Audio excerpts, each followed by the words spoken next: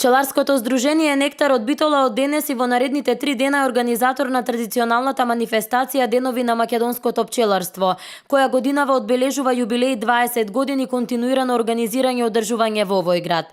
На манифестацијата годинава ќе има 30 излагачи од повеќе македонски градови, а се очекуваат и гости од соседните земји. До денес се пријавени 20 учесници, во текот на утрешниот и заутре ќе дојдат уште 10 учесници, негде вкупно околу 30 ќе имаме излагачи, значи од цела република имаме представници, во сабота ќе ни дојдат од Република Србија исто така излагачи со опрема за пчеларството. Посетители најавени се од Црна Гора, од Албанија и секако од соседна Грција. Според Трајковски, климатските промени директно влијаат врз пчелните семејства и производството на мед. Оваа 2017 година е една од најлошите за производството на мед и останатите пчелни производи, а тоа се должи на априлскиот студ, вели Трајковски. Ова година една од најлошите, би рекли ние, дека е во однос на производството на мед и останатите пчелни производи, нели?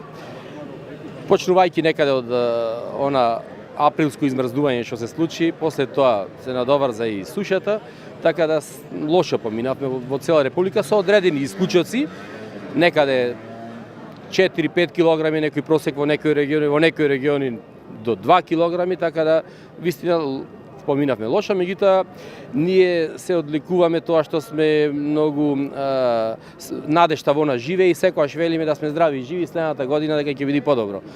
Упорни сме и ги одледуваме пчелите, меѓутоа ова година ви кажувам поради тие услови вложивме преголеми напори за да ги презимиме, односно да ги изголемиме залихите на храна, се со цел напроле да имаме добри пчелни семејства за да можеме следната година да искористиме. На денешната манифестација Денови на македонското пчеларство беше потврдено дека развојот на пчеларството во Македонија има одлични услови и се очекува наскоро македонскиот органски мед да се најде на швајцарскиот пазар.